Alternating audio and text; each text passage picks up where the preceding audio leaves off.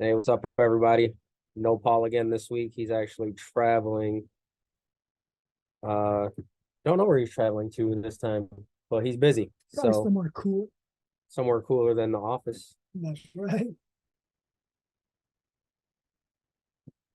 So this week we're going to be talking a little bit about moving from residential to commercial and kind of how you go about that. And me personally, I don't really know because I've been commercial my entire career, but this guy right here has actually made the switch early on. So he'll do most of the talking and we'll see what he's got to say.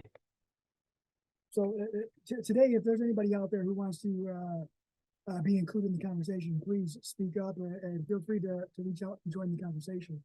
Like Daniel said, the starting.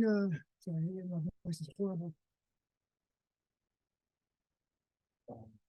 Keep on talking. Okay, starting out in flooring, we were a combination of, or I was, and the gentleman I worked with was a combination of residential and commercial. Never really chose a side until him and his partner split up, and then we veered over to commercial. But for me, the experience was, I'm gonna be honest, residential is not for everyone. It wasn't for me. I don't feel like the setting was my strength to begin with, only because I know what it's like to have someone in your home, and I felt like I was always invading on someone else's privacy. They allow you in your home, and your home is supposed to be your sanctuary.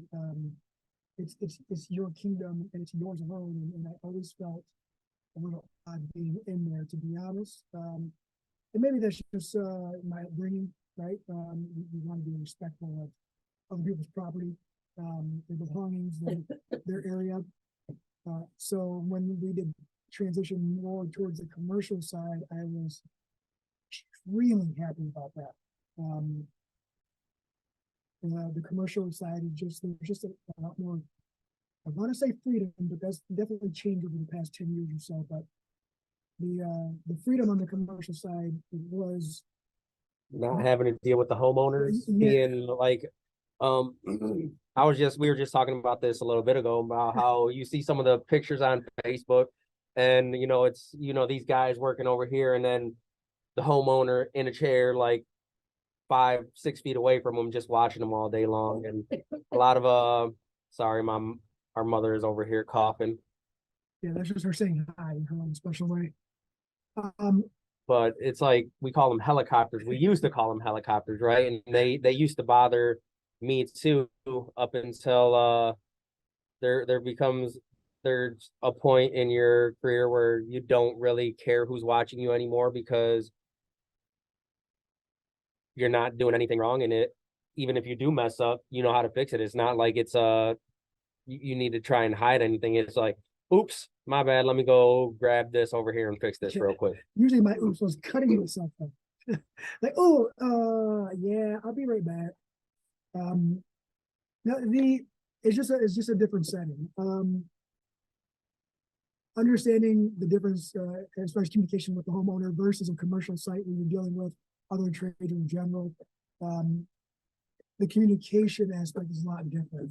And I feel there's more etiquette involved in residential. And that's probably why in my younger years I didn't really like it, right? Because there was too much structure that needed to be in place for me. And I was a little rough around the edges when I was younger. I was not I was not the easiest person to talk around. I I struggle with this to this day. Is I have a very thin filter, and back then I had no filter. I didn't understand the concept of utilizing a filter. Like there was a time and a place. Being able to turn it on and shut it off Yeah, at will. yeah, that was more difficult when I was younger, because I had a different mindset. If you didn't like me, then oh well. Chances are I don't like you either. That was my mindset when I was 18, 19, 20, probably 21 too. But when you go from the household and the residential setting, whether it's like HUD homes or any of that type of work to, you know, the high end portion. There's a very broad spectrum there, right? Like there's a lot you can get away with in certain scenarios, but I'll be honest, I was never in those, you know, $500,000 homes or $1 million homes. I don't think that our skill set when I was that young and the gentleman that I worked with or for, that wasn't something they went after either. And thank you. I wasn't ready for that. That could have put me in a different position for sure. Could have messed up a lot more stuff. Yeah, for sure. It could have. And it's all mindset. Some guys, man, some guys are just like built for that. Like you know, my buddy John Steyer started for in Iowa. That guy is built for the residential aspect. He's just he understands people, right? And that's been his line of work. And it takes a certain person to thrive in that atmosphere, that environment. Could I do it now? Yeah, 100%. I'm fine now. Like I understand now. It's a little bit different. I'm a little bit different, a lot different. And everyone is a little more understanding. But the commercial industry is where I find my comfort. I will always remain comfortable in any commercial setting. And that kind of falls under the what's it called? Like the apartment units. Multifamily. Yeah, it falls under there too, like assisted living. I know that's where they live and is, you know, their residence, but to me, I still consider that commercial projects. And then transitioning over was super easy, super helpful. It was more our strength anyway. Give me, you know, 50,000 square feet. We're going to perform rather than a 5,000 square foot home where I just felt like you were in a kid. Even 5,000 square foot home is still a big home. Yeah, and I think that's one of the things that Paul probably wanted to talk about too, was because you get these guys that are, you know, strictly residential and they're 1-2 man operations. And then once you get into a commercial setting, I mean, there's sometimes where we have 5, 6, 7 people on one project for, you know, months straight. And just having the manpower to be able to do something like that and not, you know, kill yourself, work yourself to the ground. But also, you know, you're looking at the cost of the product. If you're selling the product, you're going from, you know, having a house that's a couple thousand square feet where you're coming out of pocket, you know, essentially a few grand to, I mean, some of these commercial projects are millions of dollars. Yeah. That's above what we're trying to do right now, you guys. So don't get that wrong. But still, that can facilitate that. When you look at, you know, some of these groups, it's I mean, even if you look at Home Depot and, you know, the box stores and stuff like that, they want their money before they even start any work, right? And, you know, a lot of the flooring stores are like that as well. And probably the guys that are doing residential, it's like, you're going to give me at least half of my money up front, and then, you know, we're going to get payment incrementally or right after the work starts. When you're working with commercial, trying to do everything by yourself, full service, you're looking at, you know, waiting months before you get any payment. It's like there's so much more paperwork and stuff on the office end that you don't have to deal with when you're residential. You don't have to deal with, you know, AIA billing and, you know, putting stuff on certain documents in order and having to get it notarized even before you get paid. That's, you know, something that we had to learn as we went too. Yep. You know, and it's crazy too, thinking that you're more, or our comfort, or my comfort, your comfort, whatever, our comfort is in the commercial industry, knowing that there's more rules to follow. When the part that I didn't like about the residential was the rules you had to follow. Rules. And it's just weird to think about it like that. But I came into this on the installation side. So it was open space, right? Like freedom to run, so to speak, in the commercial than it was in the residential. And I guess that does come with its headache, and we're learning as we go. We're still learning and we're evolving. But you did say, I want to touch on what you said too, like the residential part, like he's right. Like if you're a 1, 2, 3 man operation and you can find enough work for you guys to partner up or work together on stuff. Actually on this camera today. Oh, is it? Okay, Yeah. Then the residential is kind of right up your alley, right? So if you're one of those individuals that likes working alone, works for you by yourself, or you want help every now and then, the residential is a lot easier to maintain or be successful at than commercial. You know, it all has its challenges. It's this niche. But if you are if you have ADHD and you just need 1,000 things to do on one project, then commercial is where it's at. I don't know how else to explain it, but some people just love the wide openness of the commercial. Some people love the residential, but I think it might be, would it be transition wise? Do you think it's easier for a residential guy to transition to commercial or the other way around? I think it's easier for a commercial guy to transition into residential because we've seen that more often than we've seen residential guys go into commercial because you have to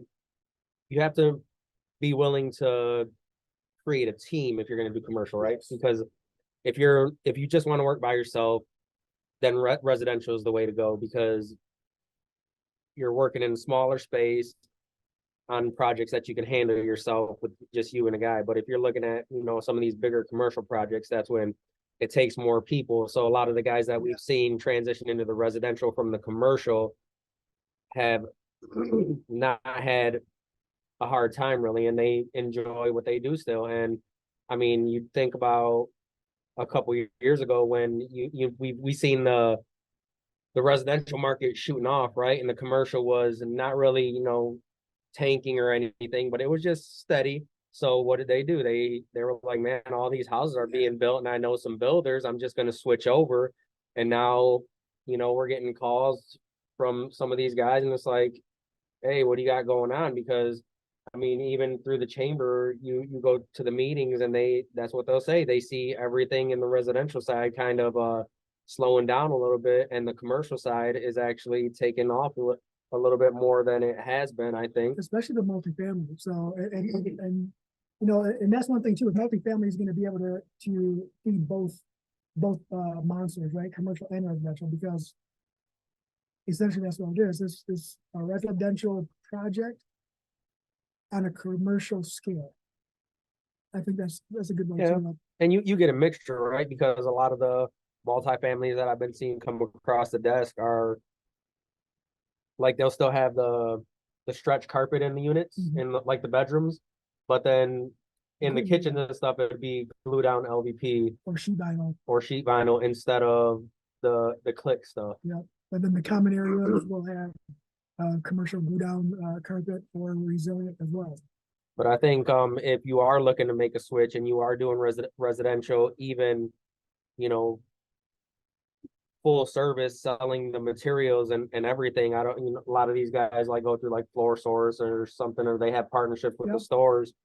But if you're looking to get in the commercial, I 100% see it being beneficial for you to, get with a store that's doing most of the legwork and then just providing the labor, because I mean, that's how we did it for years and it worked, right? You don't have that headache of chasing down the payments, having to come up with all the money up front. I mean, some of the jet projects that we've done lately, they're not even big, but it's still, $60,000, $70,000 worth of material that you're pretty much saying here, and I'll see you in a few months. Yeah, it's nerve-wracking, but it's part of the process, part of the learning. Right, because I'm even the other day, I think it was yesterday, the day before yesterday, had someone message me on Facebook, and he's like, hey, I'm thinking about getting into this multi-family type deal. It has 256 units.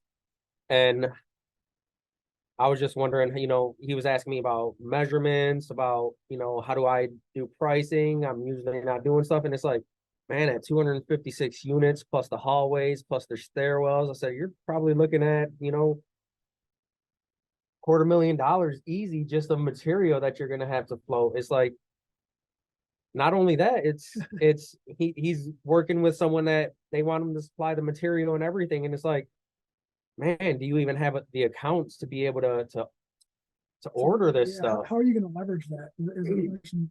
Two is when they're at the starting line and they fire the pistol, what are you going to do for labor?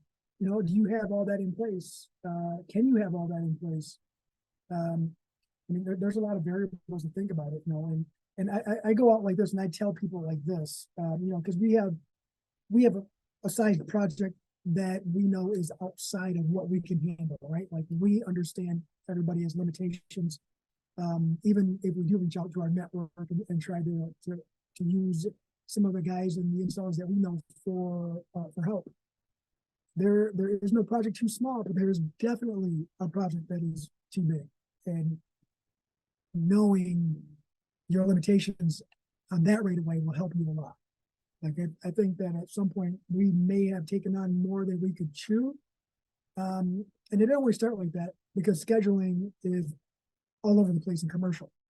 Residential is actually fairly easy to schedule as long as you have the material.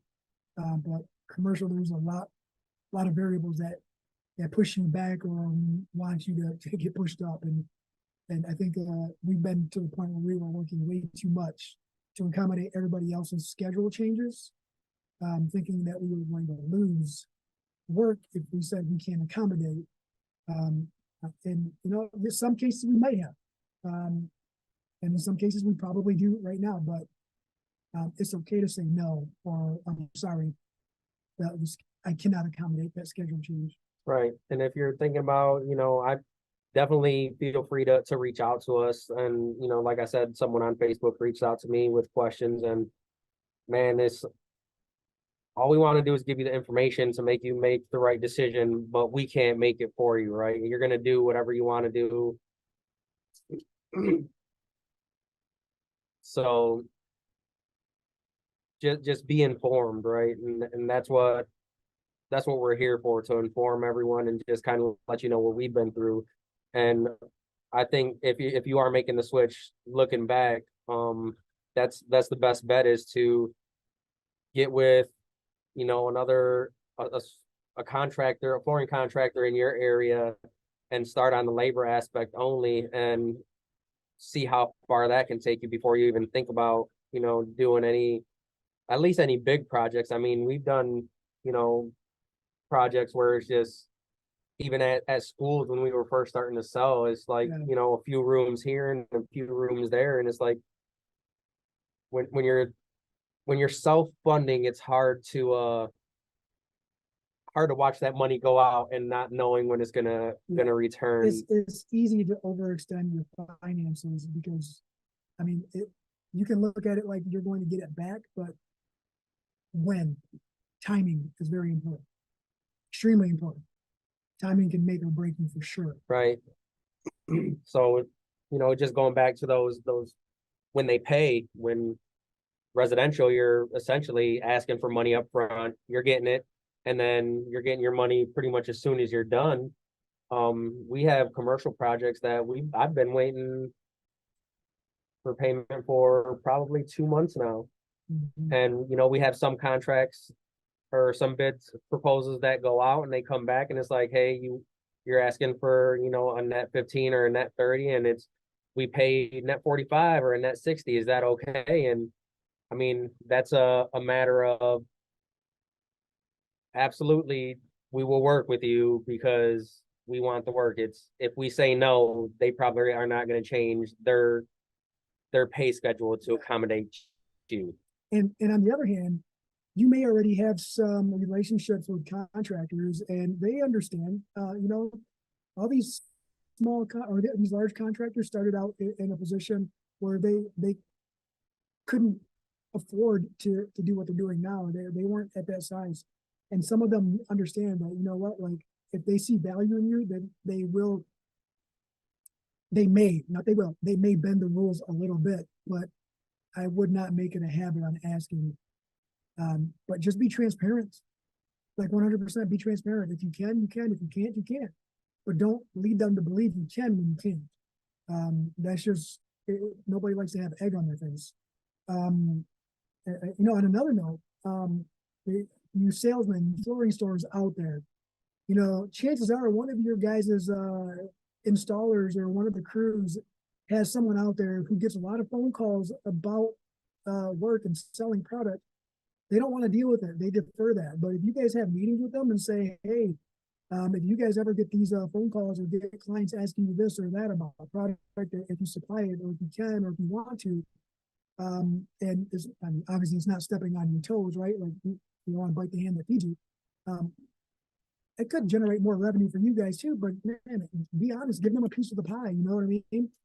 Yeah, that's where we say partnerships, right? That's what you're doing. You're being transparent, creating partnerships rather than creating someone that's trying to go behind your back, and they're going to end up doing it anyways. You might as well take your piece while you can. Yeah, I mean, for a long time I was in the field and doing I don't say all, doing a lot of office work as well, right? And I think at one point it got so busy, me taking care of phone calls and estimates and labor quotes and all that, that I was having, I was spending less and less time on the floor on projects when I needed to be spending more. And I was putting my guys from, 8 to 10 hour day to a 12-hour day. But also when I was on the floor doing the installs, I was go, go, go, no lunch, no break, because I know I'm going to get a phone call. I know I have a meeting. I know I got to leave for an hour, and I have a half-hour drive, and I'm going to lose 3 hours. Or I would send the guys home and I would stay and make up for that time. So I was really not doing myself any favors. But my mom's trying to technology over there with a very easy printer. Is it out of paper? You gotta fix that on the computer. Anyway, guys, sorry. You want to help her real quick? No, just leave it alone, Mom. We'll do it when we're done. Where was I at? I lost. Sorry. Spending too much time on the phone and not enough time on the floor. So, and then the transition to the office part was, in order for me to justify being more available for our clients or partners, I had to start making additional funds on the sales portion. And that's where the partnerships come into play. Like, hey, I have a client looking for this. Can I purchase material through you, but leave me a little bit of room for the margin? And that's how it really started. Once again, I wasn't responsible for the finances out of pocket, but I did owe them the dollars and cents once everything was said and done. So that did help with a little bit of the transition from labor to sales. But the only thing that would help transitioning anyone from residential to commercial would be know what you're getting into, call somebody, ask questions. Do not partner up with another installation company and get your feet wet on a few jobs, because it is the market from residential to commercial is totally different, and that's why we love commercial, and that's why residential guys love residential. Yeah, and just for the residential guys who are making the transition, hey, just understand that there's a lot more science involved in commercial.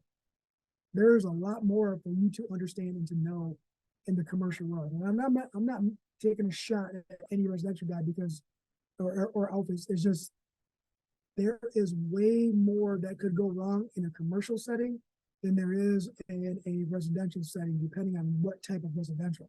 Right, because if you're just doing carpet day in and day out and you're stretching, you're not really worried about moisture readings or anything. But if you do wood, you're constantly having to check the moisture of the wood to make sure that it's within tolerance of the product you're installing anyway. So like you said, it depends on what you're dealing with. But in commercial, I mean, you're dealing with concrete a large majority of the time, and if you don't keep everything, set, you make sure that you have your readings and everything, and something just pops up and it's like, oh, what's the moisture content? And it's like, I don't know. Well, or if you go, what's moisture content? Right. Sounds like it's your fault right away. Ooh. And no, we didn't start out like that. It didn't always we didn't start out knowing everything. We just ended up learning Well, as we went. we've been on that when someone is like, well, what's the moisture content? And you're like, don't know. Like, didn't know that was my deal. And then once you start reading all the specs, it's like, yeah, the installer needs to know. Like, you don't have to do the testing, but you need to know what those moisture results are before you proceed, because as soon as you start spreading that adhesive, you're owning that project. Yep. And you know, he makes a good point too. So if you are transitioning from residential to commercial, in the residential world, a lot of the stores rely on the installer to give them information, and they use that information for their terms with their client, right? And that's what pretty much writes up the contract. It's just an understanding that it's limited. But when you move over to the commercial side and say you're doing labor only, if you don't really know what is entailed or what's included in the contract between the flooring store or the flooring contractor or trade partner that you are working through to do the install, you could be putting yourself in a very, very bad position. Because they may miss something, and you need to be able to catch up to that. You need to be able to understand what the terms are so you understand what's in your scope. Because if you're not working with someone you trust or who's reputable, they may defer the failure or anything that goes wrong right back onto you, and that's not what you want. Well, you're talking about, stuff like that, and change orders with homeowners are pretty much on the fly. You're dealing with a homeowner already anyways.